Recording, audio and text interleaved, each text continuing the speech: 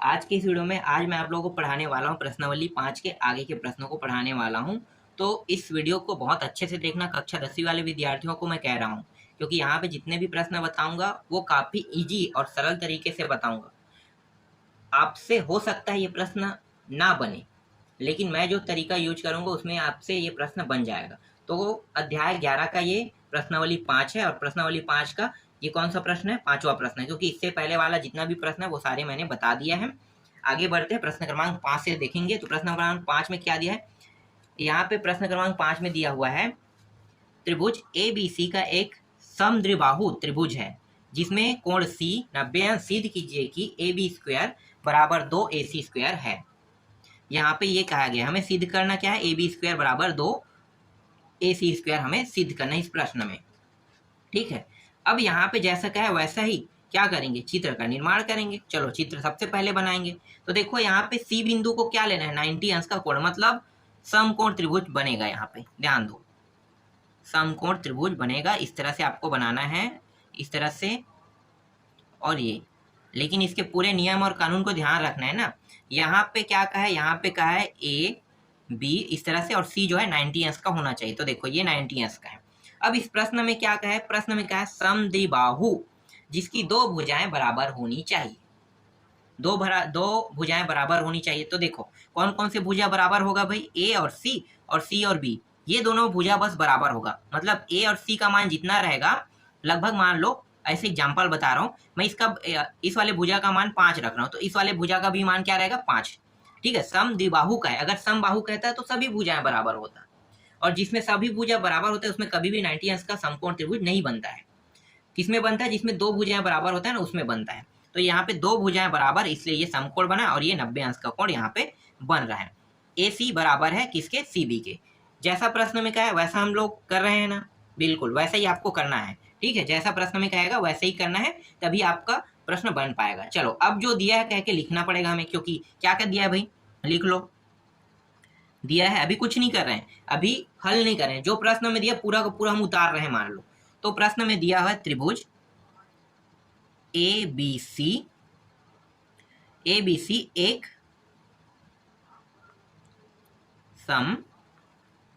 समद्विबाहु, ठीक है, समद्विबाहु त्रिभुज है। समद्विबाहु त्रिभुज है। ठीक है, इस तरह से आपको लिखना है।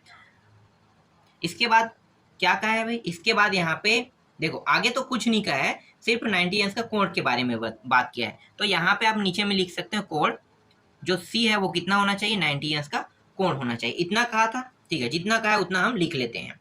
इसके बाद हमें सिद्ध का क्या करना है? तो इसको हम लिख लेते हैं, यहाँ पे सिद्ध करना है। और सिद्ध हमें क्या करना है? सिद्ध हमें करना है AB का वर्ग बराबर 2AC का वर्ग। बहुत आसान प्रश्न, देखो ये सिद्ध करना है। अब हल शुरू करने वाले हैं, अभी तक हल शुरू नहीं हुआ है, अब हल शुरू होने वाला है। तो यहाँ पे उपपत्ति जैसे लिखेंगे ना तब हल शुरू होता है। अब स्टार्ट करें हल। तो देखो यहाँ पे ACB एक क्या है? समकोण त्रिभुज है। तो यहाँ पे मैं लिख लेता हूँ समकोण त्रिभुज, ठीक है, या फिर समद्विबाहु त्रिभुज। तो त्रिभुज ABC इस तरह से लिख लो। त्रिभुज ABC में क्या करने वाले हैं? पाइथागोरस प्रमेय लगाएंगे। लगा दो भाई, पाइथागोरस प्रमेय। ठीक है, ये क्या होता है पाइथागोरस प्रमेय? तो यहाँ पे मैं साइड में बता देता हूँ।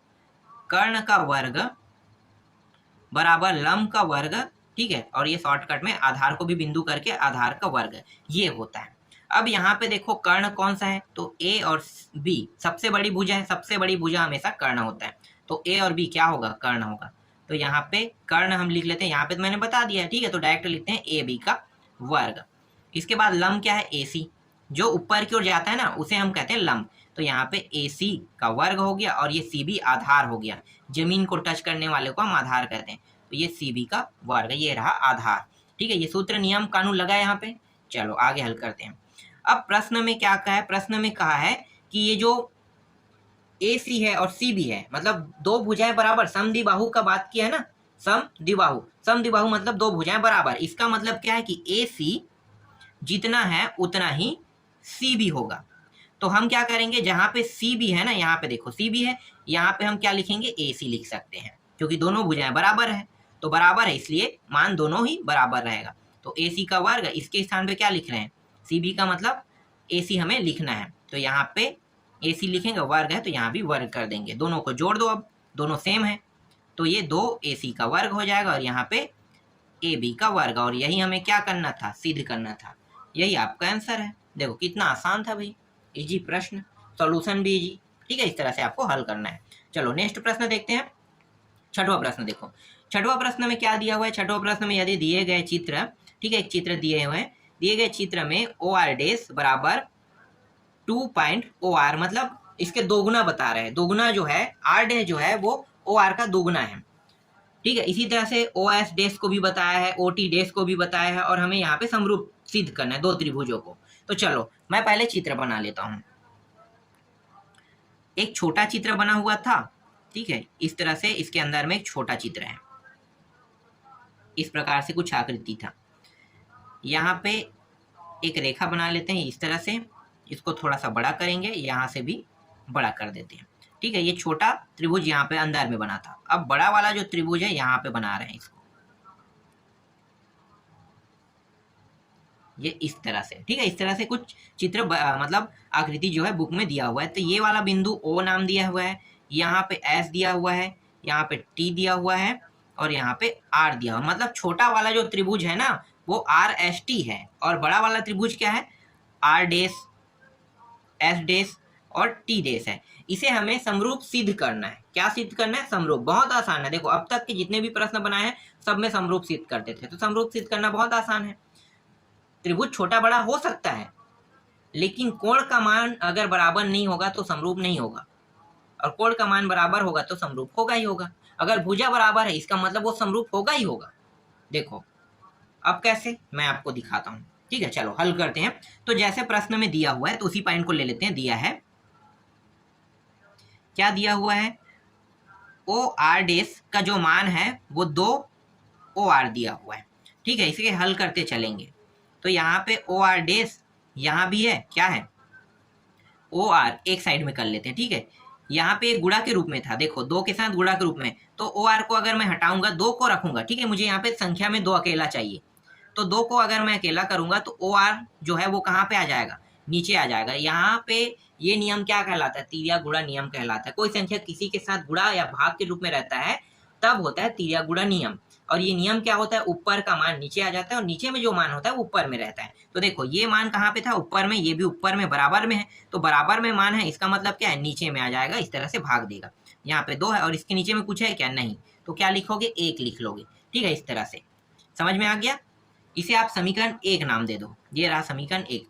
दूसरा मान क्या दिया हुआ था, मतलब जो दूसरा दिया हुआ है वो दिया हुआ है OS डैश दिया हुआ है, और यहाँ पे 2.OS इस तरह से दिया है। इसको भी सेम करेंगे, OS डैश एक साइड में हो गया और यहाँ पे OS भी एक साइड में आ गया है। ठीक है, यहाँ पे बचे क्या, 2 और नीचे में कुछ नहीं, मतलब 1। इसको हम दूसरा समीकरण नाम देते हैं।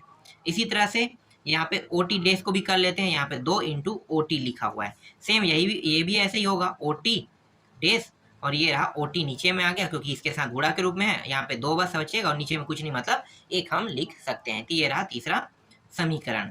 अब आपको पता होगा कि एक त्रिभुज में कितने भुजाएं होते हैं, देख लो। एक त्रिभुज अगर मैं छोटा वाला देखूं तो 1 2 3 भुजा, बड़ा वाला देखूं 1 2 3 भुजा, 3 भुजाएं ही होता है अधिकतर। तो 3 भुजाएं जो होता है इनको अब हम क्या करेंगे, समीकरण 1 2 और 3 तीनों को तुलना कर लेते हैं। ठीक है, तो यहाँ पे लिखो समीकरण 1 2 और 3 की तुलना करने पर, क्योंकि 3 भुजाएं हैं और तीनों भुजाओं की तुलना कर लेते हैं। तो देखो पहला समीकरण में क्या प्राप्त हुआ है, ये दोनों लिखते हैं। ठीक है, तो यहाँ पे लिख लो OR डैश अपान क्या है, OR है ना, बराबर OS डैश बराबर क्या है, OS है, और OT डैश बराबर मतलब अपान OT है। इस तरह से आप सभी को पता होगा, यहाँ पे देखो इसका भी मान 2/1 है, इसका भी मान 2/1 है, इसका भी मान 2/1 है, सभी का 2/1 है। मतलब इन सभी का मान, 1 सेकंड, 3 नहीं है 1 है, 2/1 है। तो सभी की तुलना इससे करेंगे तो सभी का मान 2/1 आ रहा है। मतलब ये जो बड़ा वाला जो त्रिभुज है ना, देखो ये बड़ा वाला भुजा है ना, ये भी बड़ा वाला भुजा है, ये भी बड़ा वाला भुजा है। तो बड़ा वाला भुजा जो है उन सभी का मान कितना रहेगा, 2 2 2 रहेगा। सभी भुजाओं का मान कितना रहेगा, 2। और जितने भी छोटे वाले जो भुजाएं, मतलब छोटे वाले जो त्रिभुज है उनकी भुजाएं, सभी का मान कितना रहेगा, 1 1 1 रहेगा। ये इससे सिद्ध कर रहा है कि ये जो दोनों त्रिभुज है एक दूसरे के क्या है, एक दूसरे के समरूप है। ठीक है, समरूप है, याद रखना क्या है, समरूप है। तो यहां पे लिखो, इससे सिद्ध होता है, इससे सिद्ध होता है, इससे सिद्ध होता है कि त्रिभुज आर एस टी समरूप है त्रिभुज R dash S dash T dash के। अब क्यों समरूप है भाई, आपके मन में सवाल उठ रहा होगा। ठीक है, तो मैं आपको बता देता हूं। देखो, भुजा छोटा बड़ा होने पर, छोटा बड़ा होने पर कोई फर्क नहीं पड़ता, लेकिन इनके जो कोणों का मान है वो समान आना चाहिए। तो ये कोण के जो मान है ना वो समान ही आएगा। यहाँ पे जितने अंश का कोण बनेगा उतने अंश का यहाँ भी बनेगा। आर डैश में जितने अंश का कोण बनेगा उतना आर में बनेगा। ठीक है, कोण इंपॉर्टेंट है, समरूप होने के लिए कोण इंपॉर्टेंट है। यहाँ पे एस में जितने अंश का कोण बनेगा उतने अंश का यहाँ भी बनेगा। टी में जितने अंश का कोण बनेगा यहाँ भी टी डैश और टी डैश दोनों में उतने अंश का ही कोण बनेगा।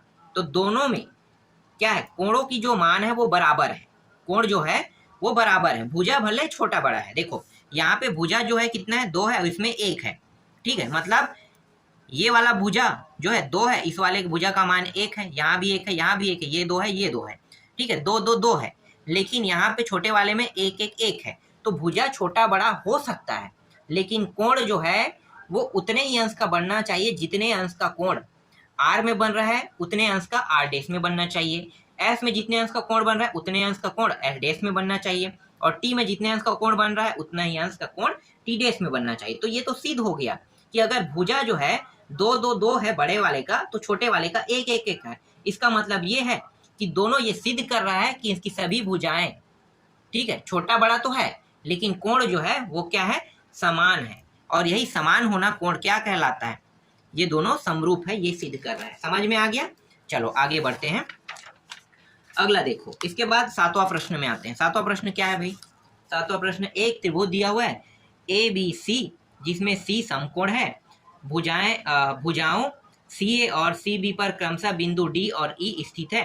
सिद्ध कीजिए A E square plus B D square बराबर A B square plus D E square. इस तरह से दिया हुआ है। ठीक है, इसको सिद्ध करना है, बहुत आसान प्रश्न है। सबसे पहले हम एक चित्र का निर्माण करेंगे जैसा कि इसने कहा है। ठीक है, तो ए बी सी एक चित्र बना लेते हैं।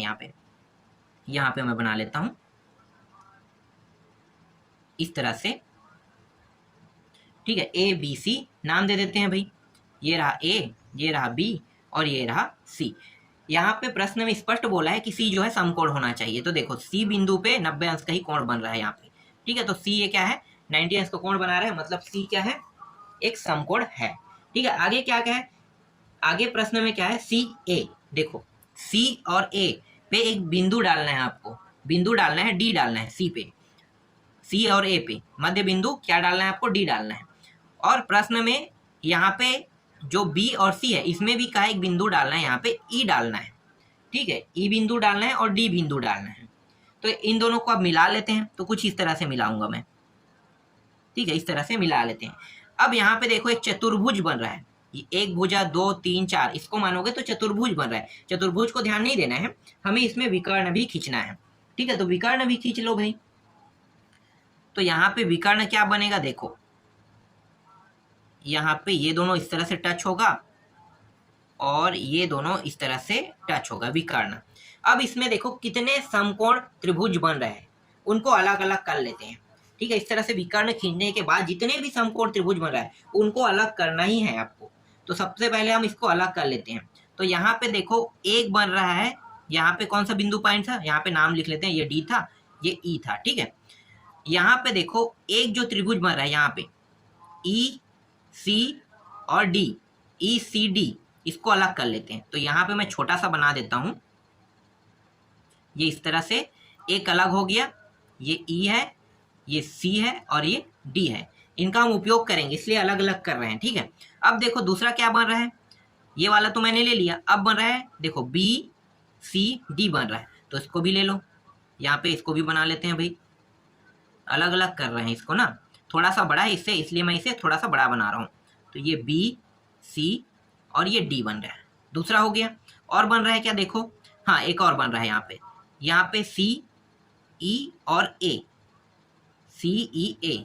तो इसको थोड़ा सा इस साइड से बना लेते हैं, ऐसा था, ओहो सॉरी गलत हो गया ये, चलो नीचे में बनाते हैं। इसको इस तरह से करो, ये इस तरह से थोड़ा सा इस तरह से क्या था, लंबा था नीचे से, ठीक है। तो ये हो गया सी से कहाँ जाएगा, ए तक, और ये ई तक जाएगा। अब एक और बचा है, ठीक है, वो सबसे बड़ा है, कौन सा, A B C, A B C. तो ए बी सी तो अंदर में ही है, तो इसको अलग से हम काटेंगे नहीं, क्योंकि ए बी सी स्पष्ट आपको दिखाई दे रहा है, बड़ा वाला समकोण त्रिभुज आपको दिखाई दे रहा है। तो कितने समकोण त्रिभुज बन रहे हैं, 4 बन रहे हैं। तो 4 समकोण त्रिभुज बन रहे हैं, मतलब इसके 4 हल होंगे, ठीक है, 4 हल होंगे ही होंगे। तो चलो अब दिया है कह के, जो प्रश्न में पूरा हम उतारते हैं ना सिद्ध करने तक, उतना तो उतारना ही पड़ेगा। तो प्रश्न में जो जो दिया उसको लिख लेते हैं। देखो कितना आसान प्रश्न है, मैं आपको बता रहा हूँ वो प्रश्न आपको कैसे बनाना है, समझ में आ गया। चलो प्रश्न में क्या दिया है, ए बी सी दिया हुआ है। ए बी सी क्या है, एक त्रिभुज है, ठीक है, त्रिभुज ए बी सी, जिसमें ये पूरा प्रश्न है, प्रश्न को मैं उतार रहा हूं, मान लो, जिसमें कोण सी क्या है, समकोण है, समकोण है, ठीक है। इस तरह से आप पूरा प्रश्न को उतार लो, समकोण है, और भुजाओं यहाँ पे लिखो, भुजाओं सी ए और सी बी पर क्रमशः बिंदु डी और ई स्थित है, स्थित, ठीक है, डी और ई स्थित है। इस तरह से प्रश्न में दिया हुआ था, पूरा मैंने प्रश्न को उतार लिया। थोड़ा सा क्या मैंने एक्स्ट्रा दिया है इसमें, उसको देख लेते हैं। तो देखो डी और ई बिंदु लेने के बाद हमने क्या किया, इन रेखाओं को मिला दिया, बस इसको बस आपको लिखना है। जैसे कि ई डी को हमने मिलाया, इसी तरह से बी डी को मिलाया और ई ए को मिलाया, बस इतना आप यहाँ पे नीचे में लिख लो। तो यहाँ पे आ गया ई डी बी डी व ए ई को मिला लिया, ठीक है, मिला लिया, या फिर आप इसको लिख सकते हैं को जोड़ा, ठीक है, इस तरह से आप भी लिख सकते हो। तो इसको हमने क्या किया, जोड़ लिया, ठीक है, तो जोड़ा, इस तरह से आप लिखना है आपको, क्योंकि कुछ पॉइंट हम लोग इसमें कहीं ना कहीं पे एक्स्ट्रा पॉइंट लेते ही हैं, तभी इस तरह से प्रक्रिया करते हैं। तो पहले पूरा प्रश्न को उतारोगे, और प्रश्न को उतारने के बाद यहाँ तक करोगे, और जो बाकी जो बचा है वो तो सिद्ध करने वाला है। तो अगला टॉपिक क्या है, सिद्ध करना। तो यहाँ पे लिखो सिद्ध करना है, इसको भी इस तरह से लिखना है, सिद्ध करना है। क्या सिद्ध करना है भाई, तो जो प्रश्न में दिया है वही हम लिखने वाले हैं। तो सिद्ध हमें करना है ए ई का वर्ग प्लस क्या था, बी डी था क्या, बी डी का वर्ग बराबर ए बी का वर्ग प्लस डी का वर्ग। इस तरह से हमें सिद्ध करना है, ठीक है, ध्यान देना ना। अब स्टार्ट करने वाले हैं, किसको स्टार्ट करने वाले हैं भाई, अब सॉल्यूशन को स्टार्ट करने वाले हैं। तो स्टार्ट अब हो रहा है, उपपत्ति जब लिखोगे ना आप, तब आप शुरू करोगे हल करना। अभी तक तो प्रश्न ही हम लोग लिख रहे थे, सिद्ध करने तक तो पूरा मतलब सिद्ध करने तक तो मैंने पूरा प्रश्न ही लिखा। अब अब जो हल है वो कहाँ से करेंगे, उपपत्ति से करेंगे। तो चलो देखो उपपत्ति में यहाँ पे 4 त्रिभुज दिया हुआ है, जो समकोण त्रिभुज है, इन्हीं चारों समकोण त्रिभुजों को बारी बारी से हल करेंगे। तो पहला हम देख लेते हैं, यहाँ पे जिसको भी देखना चाहो उसको देख सकते हो, ठीक है, जो भी देखना है आपको, जिसको देखना है उसको देखो। तो यहाँ पे मैं देख लेता हूँ बी सी डी को देख लेता हूँ, ठीक है, बी सी डी को देखो, पहला जिसको आप चाहो उसको देखो, कोई दिक्कत नहीं है। त्रिभुज यहाँ पे बी सी डी को मैं देख लो, अलग अलग मैंने काट दिया, तो बी सी डी को देखते हैं। बी सी डी में क्या करेंगे, पाइथागोरस प्रमेय लगाएंगे, यहाँ पे लगाओ दो एक सेकंड, ये इस तरह से होगा, पाइथागोरस प्रमेय से। पाइथागोरस क्या होता है भाई, पाइथागोरस प्रमेय तो आपको पता होगा, कर्ण का वर्ग, लंब का वर्ग प्लस आधार का वर्ग। यहाँ पे कर्ण कौन है, तो यहाँ पे मुझे लिखना है ना, कर्ण कौन है, देखो सबसे बड़ी भुजा ये है बी और डी, तो यहाँ पे लिखो बी डी का वर्ग, इसके बाद ये लंब है बी सी का वर्ग, और प्लस सी डी क्या है, आधार है। इस तरह से इसे आप समीकरण 1 नाम दो, समझ में आ गया। चलो अब दूसरा त्रिभुज देखते हैं।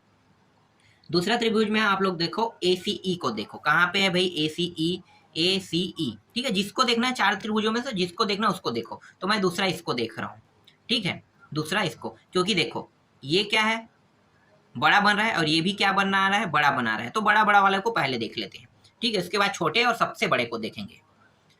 तो यहाँ पे ए सी ई को देखते हैं।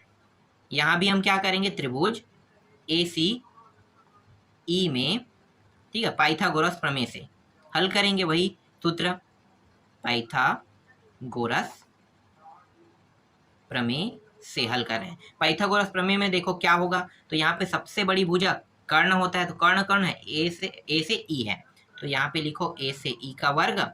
फिर लंब देखो, लंब इस बार छोटा है भाई, क्या है, ई सी का वर्ग दिया हुआ है, ई सी लिखो, प्लस सी ए आधार है, ये रहा सी ए का वर्ग। इस तरह से आपको बनाना, इसको हम दूसरा समीकरण नाम दे देते हैं, ठीक है। तो पहला और दूसरा समीकरण को अब जोड़ दो, दोनों समीकरणों को क्या करना है, जोड़ना है, ठीक है। तो जोड़ोगे तो देखो यहाँ पे लेफ्ट वाला मान प्राप्त हो गया, देख लेना, ए ई और बी डी, देखो ए ई बी डी, तो लेफ्ट लेफ्ट के साथ जुड़ेगा, तो यहाँ पे लिखो समीकरण 1 और 2 को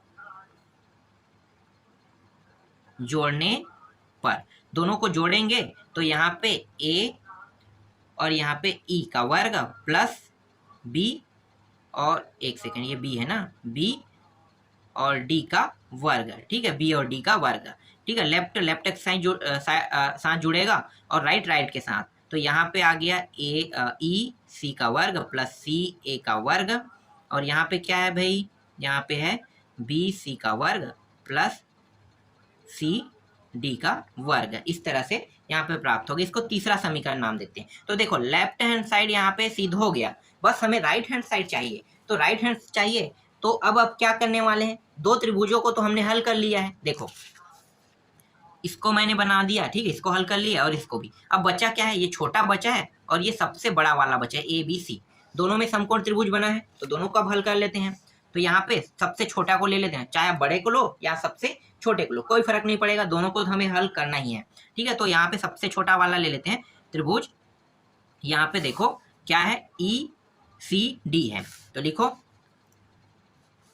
यहाँ पे ई सी डी में पाइथागोरस प्रमेय वही लगा रहा है, तो मैं लिख नहीं रहा हूँ ना, पाइथागोरस प्रमेय लगा रहा हूँ क्योंकि बस यहाँ पे कर्ण क्या होगा, सबसे बड़ी भुजा कर्ण होता है। तो देखो कर्ण कौन सा है भैया, ई से डी है, तो यहाँ पे लिखो, यहाँ पे ई से डी का वर्ग, लंब क्या है, तो ये है ई सी का वर्ग है, और प्लस आधार जो है वो सी डी का वर्ग है। इसको हम चौथा समीकरण नाम देते हैं। इसी तरह से अगला जो त्रिभुज है वो सबसे बड़ा है, तो ए बी सी है सबसे बड़ा, तो ए बी सी में भी वही निकालेंगे, क्या निकालेंगे, पाइथागोरस प्रमेय।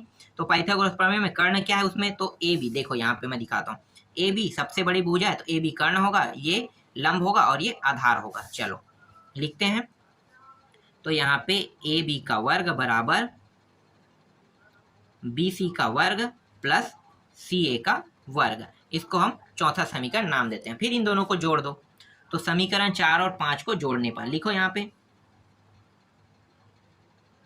समीकरण, या आप ऐसा कर सकते हो, एक काम करो, जोड़ो मत, देखो ज्यादा आसान है। क्या करेंगे, जोड़ते नहीं है ना, जोड़ेंगे तो अलग तरीके से और मान प्राप्त हो और लंबा जाएगा।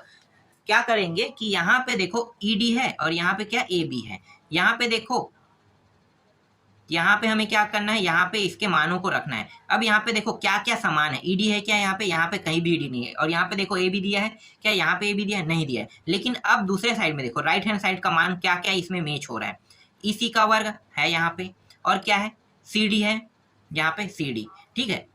इन दोनों को अगर मैं इस तरह से दोनों को साथ लेता हूँ, तो इन दोनों को साथ लेने पर उसके जगह पे मैं क्या रख सकता हूँ, ईडी का वर्ग रख सकता हूँ, बिल्कुल रख सकता हूँ। अब यहाँ पे देखो BC है, यहाँ भी BC है, और यहाँ पे देखो CA है, यहाँ पे इस तरह से, तो इसके स्थान पे मैं क्या रख सकता हूँ, इसके स्थान पे AB रख सकता हूँ। मतलब इन दोनों के स्थान पे आ जाएगा AB का वर्ग, और इन दोनों के स्थान पे क्या आ जाएगा, ED का वर्ग आ जाएगा। तो रख देते हैं भाई समीकरण 4 और 5, ये 5वां समीकरण है, सही से नाम देना चाहिए मुझे, थोड़ा बहुत गलती हो जाता है, कोई दिक्कत नहीं, सुधर जाएगा, जो भी गलती होगा वो, ठीक है। तो इस तरह से देखो यहाँ पे समझ में आ गया ये।